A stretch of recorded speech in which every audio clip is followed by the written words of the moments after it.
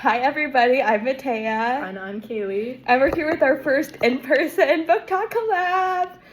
So today we are doing what we have dubbed Spill the Tea, where we're going to be giving some of our hot takes on books, Bookish community, and some specific books too. So specific books. Well, Snap. One of mine's a specific book, but we're saving that for last, Okay. so stay tuned. So do you want to just go back and we'll forth? Just go back and forth. Okay. My first one, it's not super controversial, not super hot, but every book now seems to have sprayed edges. Ooh.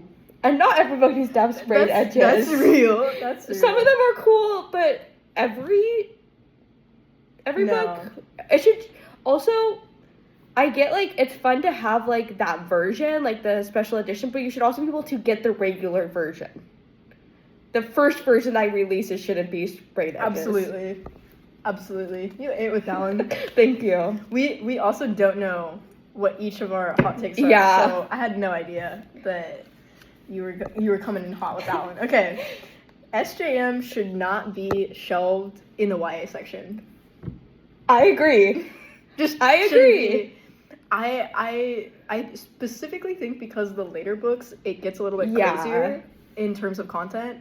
And I just don't think that needs to be in YA because I think YA is you're on your way into adult, but I know for myself, I was still in early high school, almost middle school when I was starting those books. I didn't even know where it was headed, so it doesn't need to be in the YA. It's interesting because I know a lot of people in junior high were reading those books, and I never read them.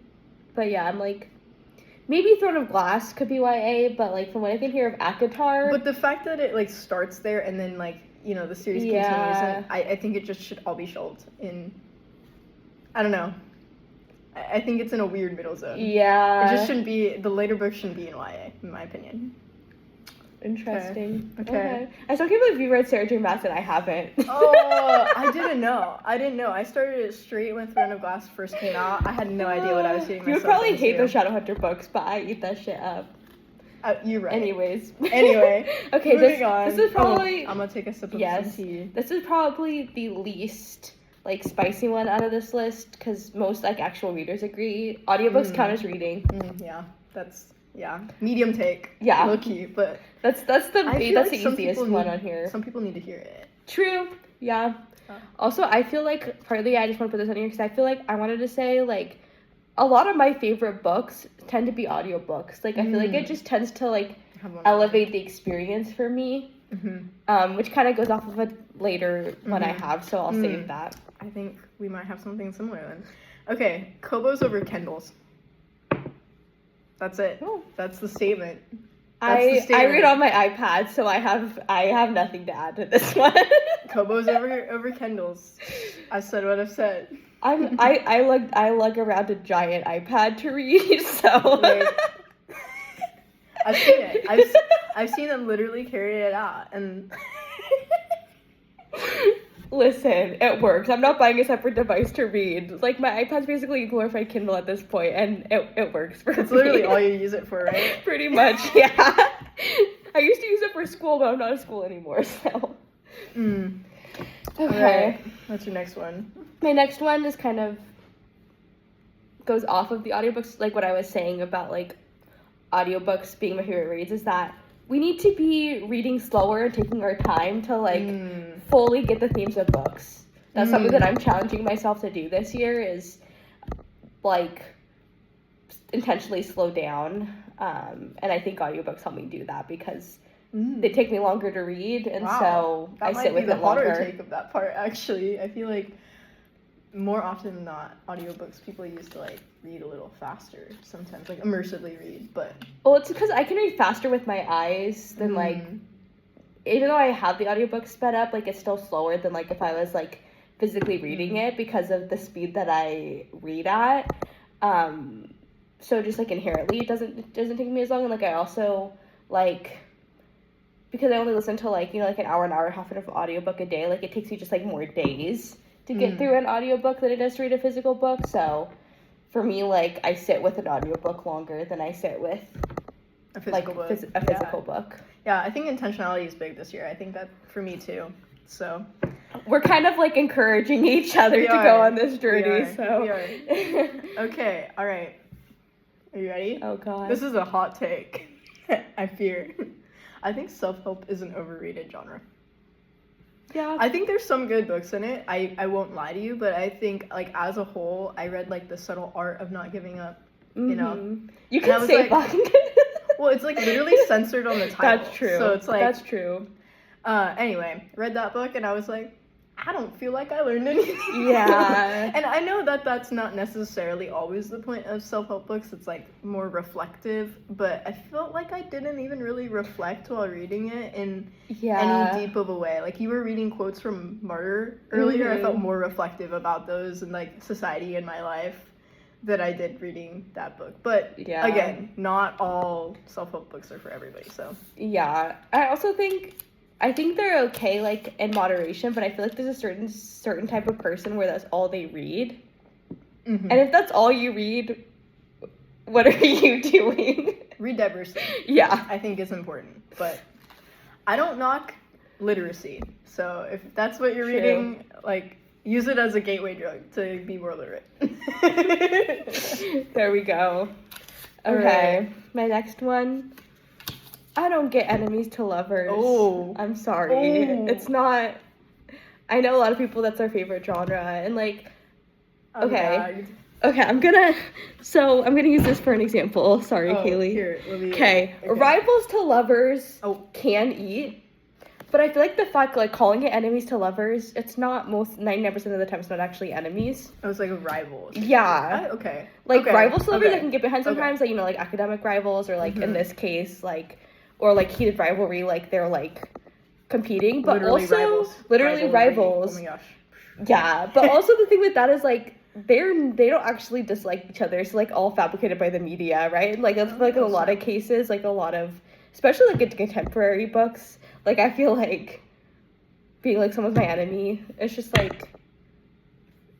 It's stupid. I don't get it. Okay, but, fair enough. But that's also just my own personal taste. I'm fair much more of a friends to lovers than enemies to lovers. So okay, I have a good one for audiobooks. Star Wars audiobooks aren't hyped enough.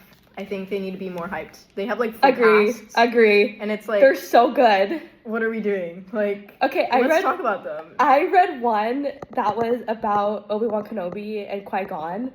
And the narrator sounded so much like Ewan McGregor. Ooh. I was going crazy. I was like... I need...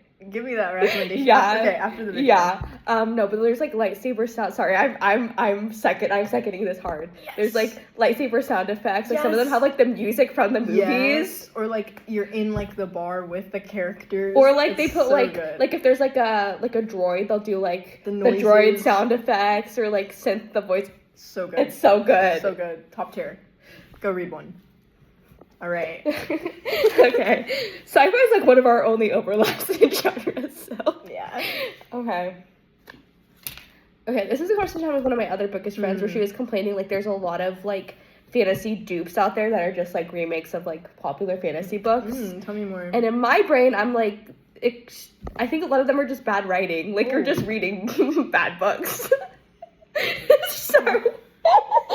Can you give me like an example of like a dupe? Oh god, no, I can't think of it. The Powerless. Oh. I haven't read it. Sorry. I'm gonna make. I might make a certain type of reader angry, but yeah, I know the conversation around it. Okay. I think it's just like people think it's like a ripoff of Hunger Games and Red Queen. I'm like, I think it's probably just badly written. Okay. All right.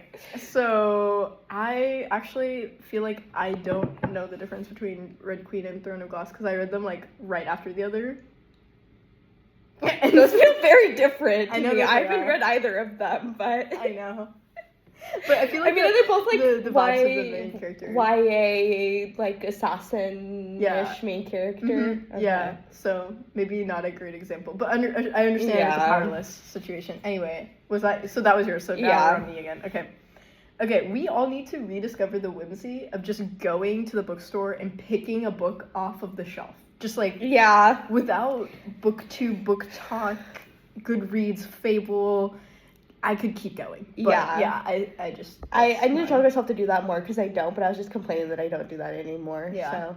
Yeah. I also, like, I feel like I've been trying to focus my reading more on, like, synopses that actually sound interesting to me rather than just, like, the books that are hyped because I've gotten let down so much That's what by my hype. page is about. Yeah. Trying to get myself back into that. Yeah, because, like, I feel like there's been so many times where, like, a synopsis didn't sound that interesting to me, but I picked it up because everybody's raving about it, and I'm like, I should have trusted my gut because this was not good. Real. So.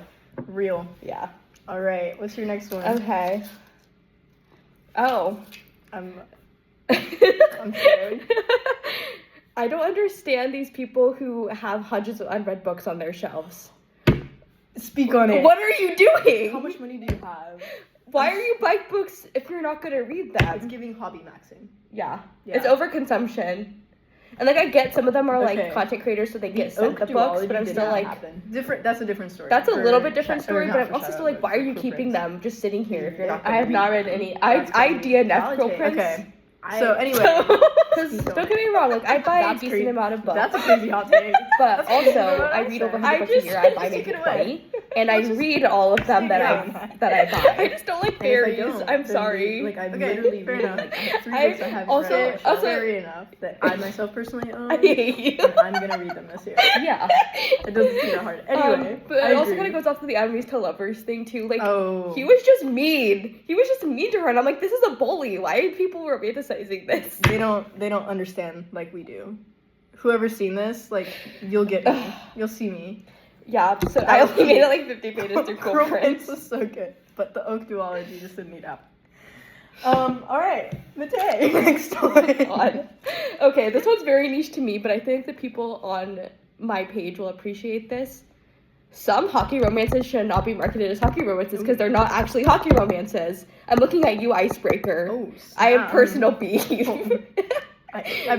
That's not my genre. The people that are coming from my page, they're gonna be like, what? Same guys. No idea. That, like...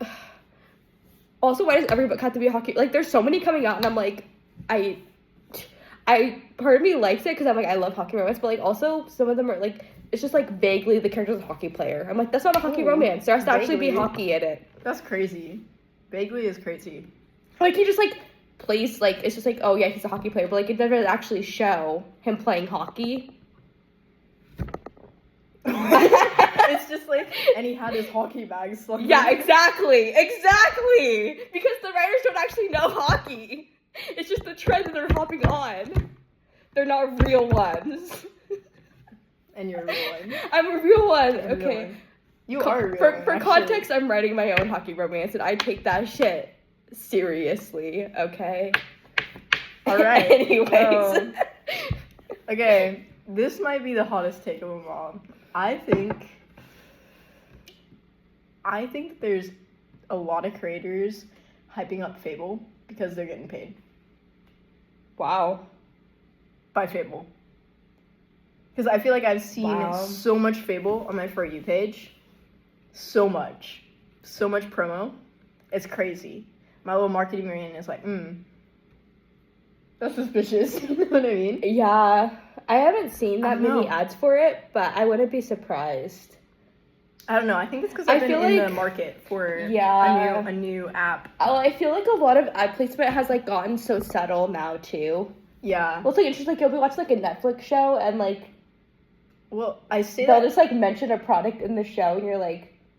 Because, like, booktubers I'm watching, like, are, like, promote... And I'm like, weren't you using Goodreads for, like, years? And, like, I mean, not to say Goodreads is the end-all, be-all, but, like, some of them also had promoted, like, Storygraph in the past or something, and I'm like... Yeah. I don't know. Is that a hot take? I think so, yeah. I thought that was a hot take. Okay. My last one. I don't know if people on this page will get fired up about this one, but people coming from Kaylee's page probably will be. Okay. Y'all. I say this with all the love and the light because I love Brandon Sanderson. I love everything else he's ever written. Skyward and Mistborn are two of my favorite series of all time. Way of Kings is overrated. Oh my gosh. Why would you say that? Literally, why would you say that? It like breaks my heart. I'm like not even acting straight up. Like that's just like heartbreaking to me. Like what do you even mean?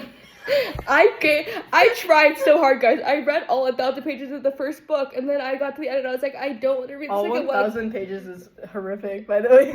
You didn't like it. Why didn't you just DNF it? That's crazy. Well, because, okay, Brandon Sanders is, like, a decent enough writer that I was, like, it wasn't, like, the worst experience, but also, like, there wasn't anything for me personally in the first one that made me be like, I want to read another 1,000 pages of this, if that makes sense. Okay, well, I won't hold it against you, maybe. Listen, I fucking love Mistborn. I love Trust on the Emerald Sea. I love Skyward. Like, those are all phenomenal. And I'll respect you for that. Just Way of Kings did not hit and that's for okay. me. That's okay. I'll sit with it for a minute. And I'm in the very minority on that one. Yeah. Like, I'm the only person who thinks that. Yeah, you're the only person I've met who's... Especially, like, people who that. like Brandon Sanderson's other stuff. Yeah. Kind of crazy. That is a hot take. Anyway, I think that was it, right? That's all mine. That's all of them? Okay, well, this video is really long. But you got 2 yappers here, so hope you enjoyed our hot takes. Please let us know in the comments whether you agree with any of these or whether you think we're way off base. Hopefully you'll agree. I don't think any of these were, like, too crazy. Super crazy. We'll see. We'll see. Right, you're gonna have to 2x this. Yeah.